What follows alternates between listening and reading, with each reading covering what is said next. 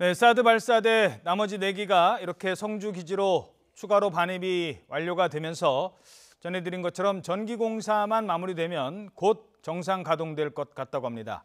사드 배치 과정에서 경찰과 주민의 물리적 충돌도 있었습니다. 또 중국도 이제 추가적인 보복 가능성을 제기하고 있습니다.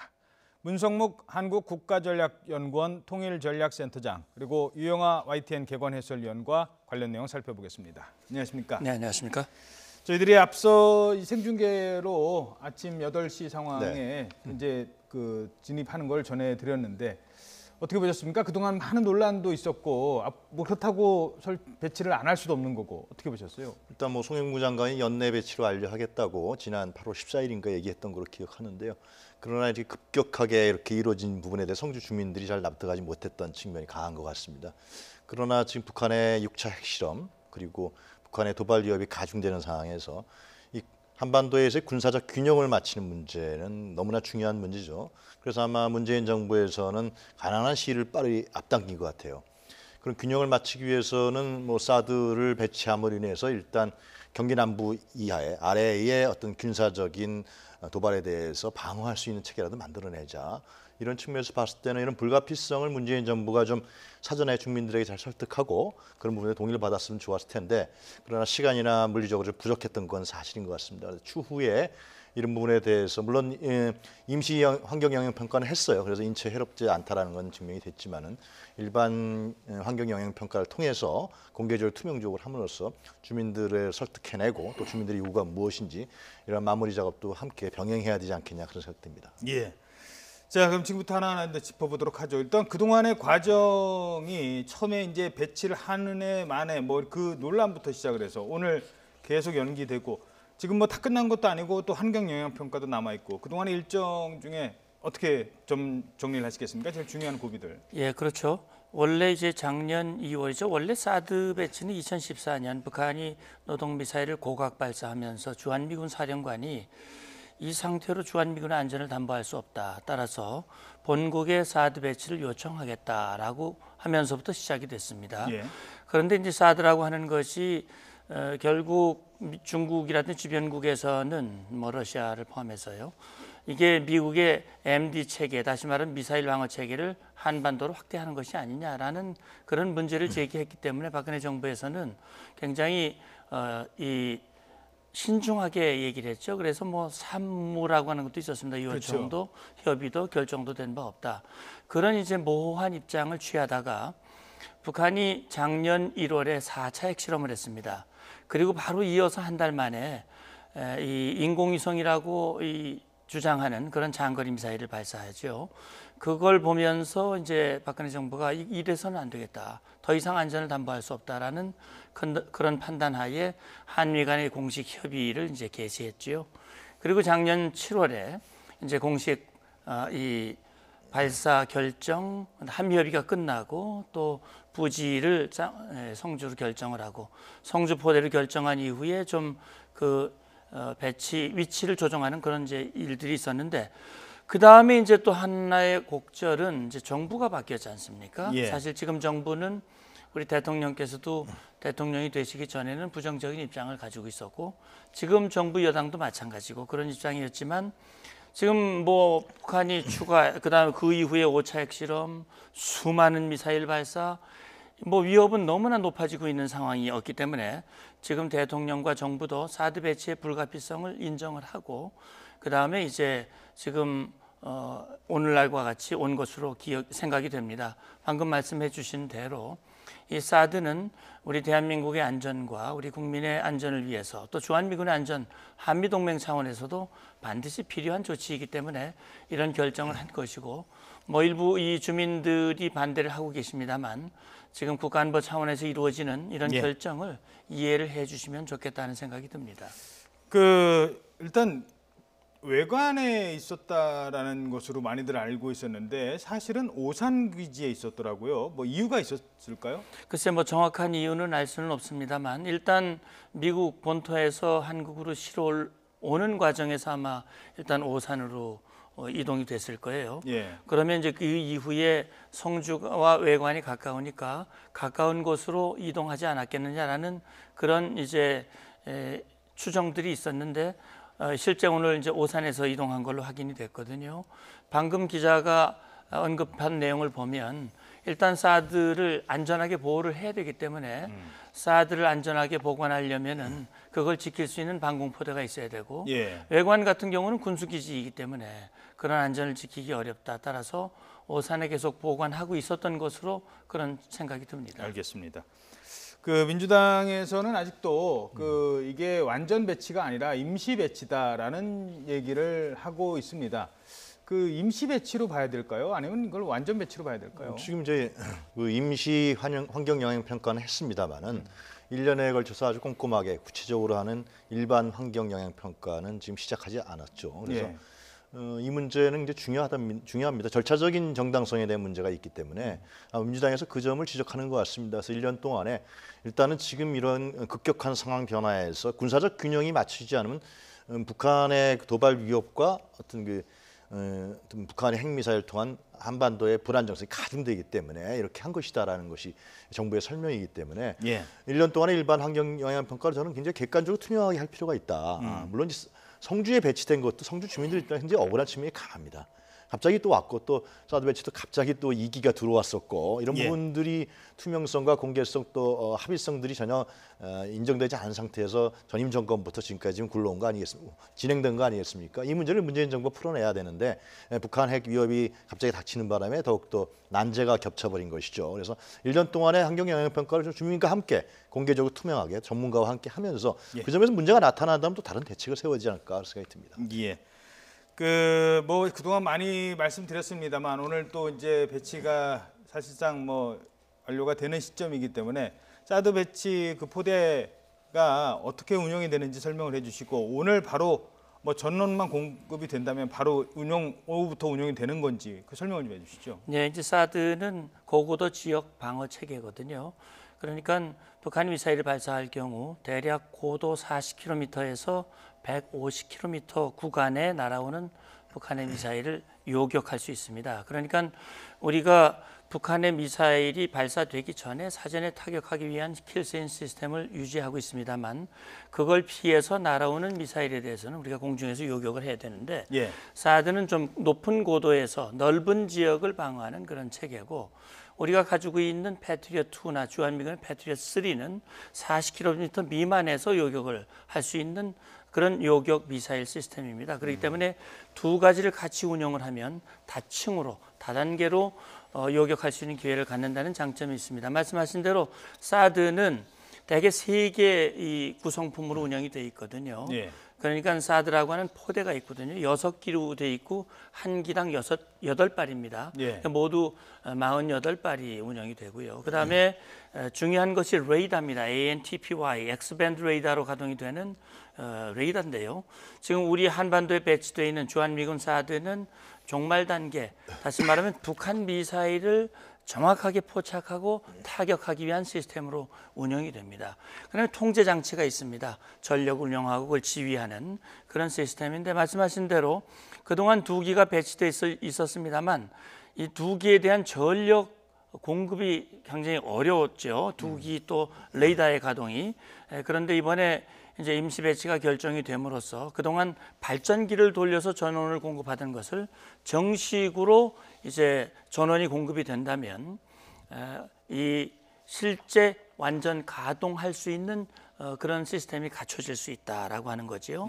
그리고 이 간편 환경 영향 평가가 끝났기 때문에 이제 이 발사대의 이 발판이라든지 소규모 공사들 이런 것들은 가능한 그런 상황이 됐다. 예. 그렇다면 우리의 안전, 특히 북한 미사일에 대한 안전 수위가 매우 높아졌다. 이렇게 볼 수 있겠습니다. 자, 간단하게 이제 설명, 이 얘기는 좀 짧게 짚고 넘어가야 될 것 같아서요.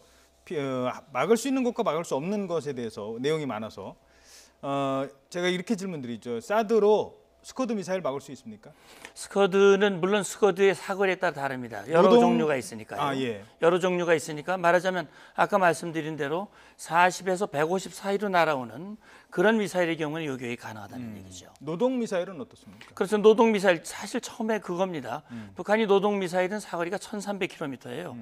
원래 일본 열도를 타격하기 위한 미사일인데 북한이 우리가 가지고 있는 이 패트리엇을 피하기 위해서 높은 고도로 사격을 하면 빠른 속도로 내려옵니다. 그렇죠. 그럼 패트리엇으로 안 돼요. 예. 그렇기 때문에 사드가 필요한 거죠. 사드는 그렇게 내려오는 미사일을 요격할 수 있기 때문에 그래서 사드 배치 필요성이 제기된 것이고 이번에 배치가 된 것이죠. 무수단 같은 경우는 원래 이제 뭐 무수단을 가지고 한반도를 공격할 거리는 아닙니다. 워낙 거리가 멀기 때문에. 근데 그걸 고각으로 발사를 하면 더 높이 올라가고 더 빨리 떨어진다. 그러면 무수단은 사드로 사실상 불가능하다. 이런 주장도 있거든요. 글쎄요, 그렇긴 합니다. 그러니까 지금 사드가 방어할 수 있는 그 속도, 미사일의 하강 속도라고 하는 것이 있기 때문에 그것 때문에 좀 제한이 있지 않느냐라는 그런 문제 제기가 있기는 합니다.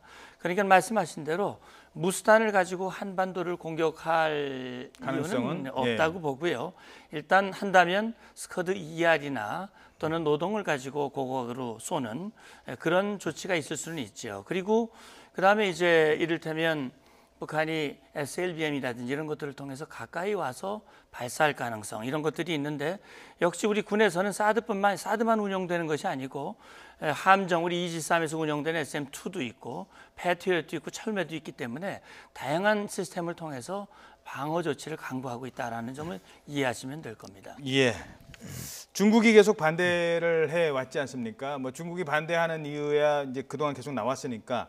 자, 그렇다면 이 실전 배치하기 전에 그렇게 강하게 반대를 했는데 실전 배치가 사실상 실전이라도 이제 운용에 이제 정상 운영에 들어간다면 완전 배치라고 하겠습니다. 완전 배치가 된 다음에도 중국의 반발이 커질까요? 예, 지금은 뭐 반발 수위를 높이겠다고 말했기 때문에 그걸 행동으로 옮길 가능성이 있다고 봅니다. 그러나 이제 그동안 그렇게 압박 수위를 높였던 것은 그걸 통해서 배치를 최대한 늦추거나 규모를 줄이거나 아예 중단하도록 만들려고 하는 것이 중국의 속내였는데 예.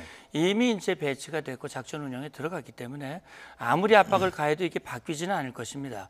오히려 그렇게 함으로써 여러 가지로 중국이 입게 될 불이익, 다시 말하면 사드는 북한 핵미사일을 방어하기엔 우리의 자율권적 조치인데 그걸 끝내 문제를 삼는다는 것은 부당하다는 걸 국제사회가 다 알거든요. 예. 그렇다면 중국은 입지가 더 어려워지는 겁니다. 북핵 반대를 한다면서 북핵 미사일 위협으로부터 우리를 방어하는 것조차 반대를 한다면 그건 아무런 명분이 없기 때문에 제가 생각할 때는 중국도 나름대로 앞으로 자기들의 처신의 방안을 생각하지 않을까 생각이 되고 우리가 한미가 공동으로 또 일본을 포함해서 중국을 설득하는 그런 노력도 계속돼야 된다고 생각합니다. 저는 가능한 한 빨리 하는 게 더 옳았다고 봅니다. 그것은 예. 중국이 기대감을 가질 수가 있단 말이죠. 지금 장군님 말씀하신 대로 예를 들면 나중에 배치하지 않겠느냐, 배치 안 할 수도 있다. 이런 기대감들이 오히려 한중 관계를 악화시키는 소지였다. 어차피 배치해야 되는 것이니까 가능한 한 빨리 해서 중국의 그런 기대감을 접게 만들고요.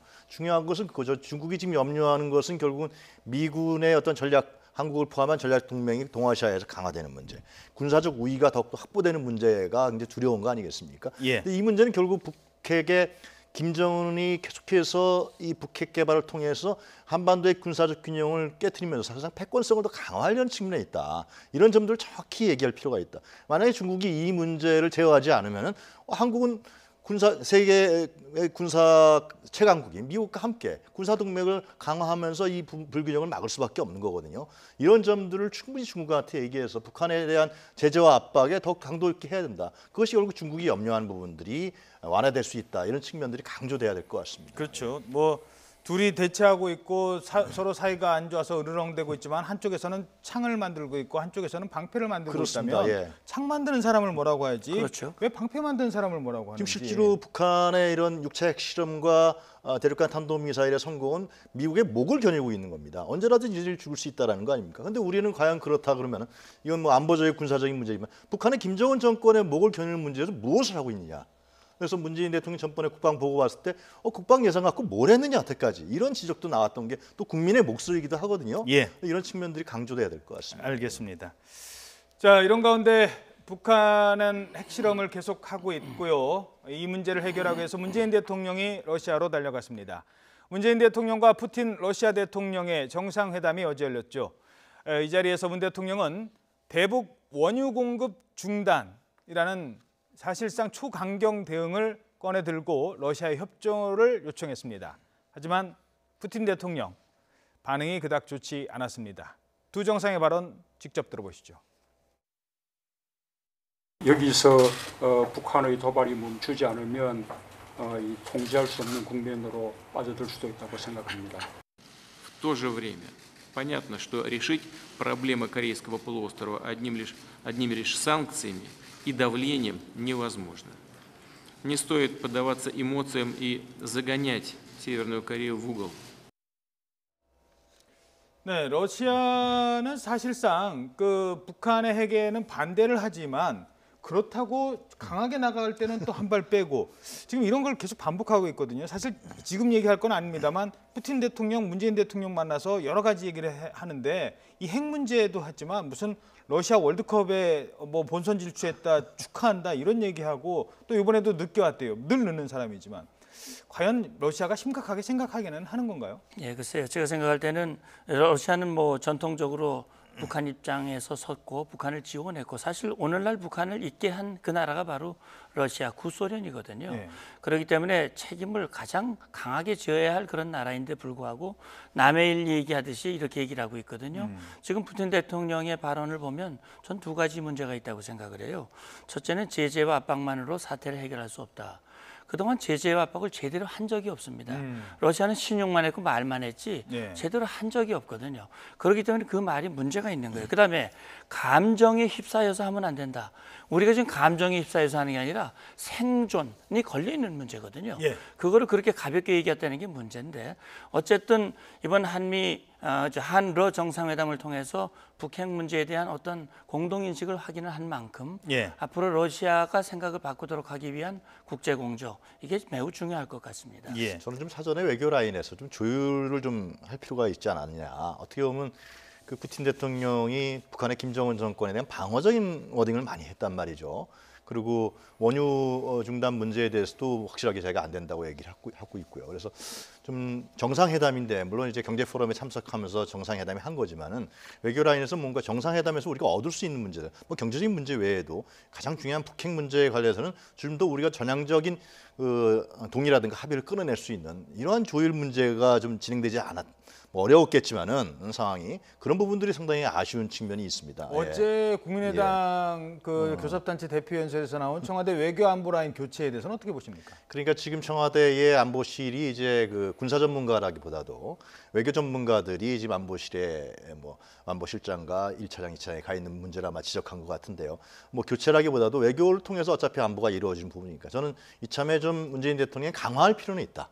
청와대의 안보 라인 자체를 그리고 물론 이제 국방부 장관이 있고 외교부 장관이 있습니다만은 그런 부분에 대해서 좀 그건 국민의 불안정성을 좀 희석시키는 측면도 있고 예. 이제 상황이 급변하게 변하고 있기 때문에 청와대에서 그런 부분들을 좀 고민할 필요가 있다 그런 생각이 듭니다. 네. 알겠습니다. 두 가지만 짧게 짚고 넘어가야 될 것 같습니다. 일본입니다. 러시아 뭐 그리고 중국 그런 거 다 아는데요. 그동안 뭐 북핵에 반대하는 거는 이해하고 다 알겠습니다만 6차 핵실험하니까 일본이 야 우리도 IRBM 갖자, 우리도 미사일 갖자.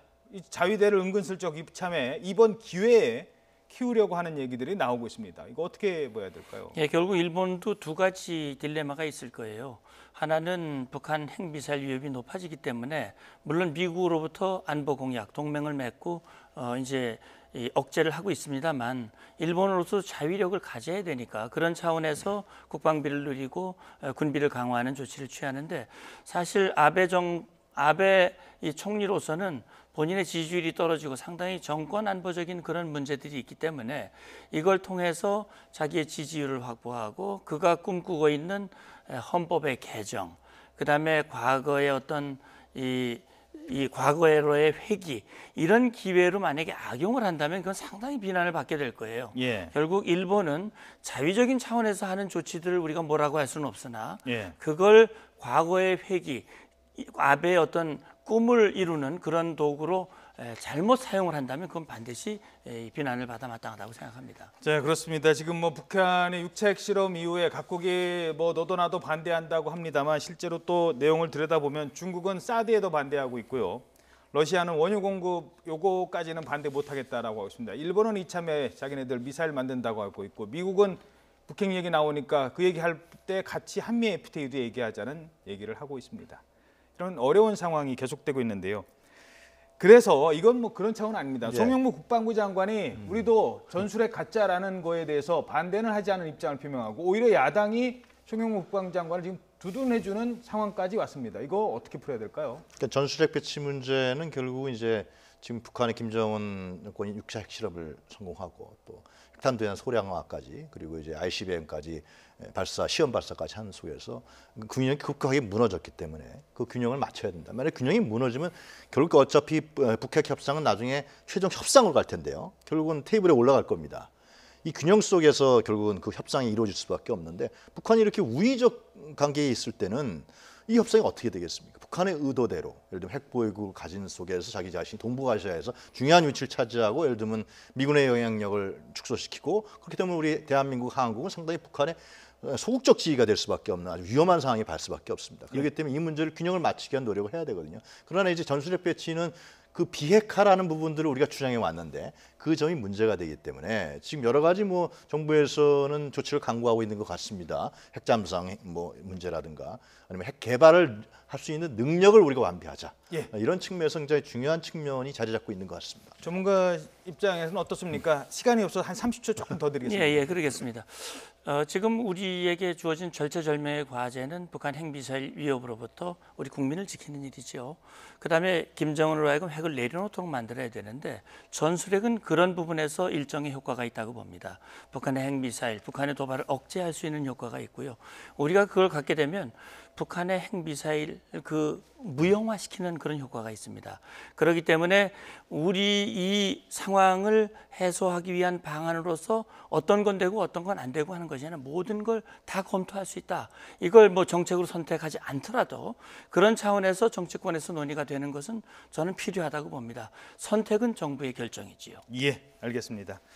네, 오늘 사드 배치가 사실상 완료된 날 주변국의 입장과 또 우리의 방향에 대해서 짚어봤습니다. 두 분 전문가 오늘 말씀 고맙습니다. 감사합니다.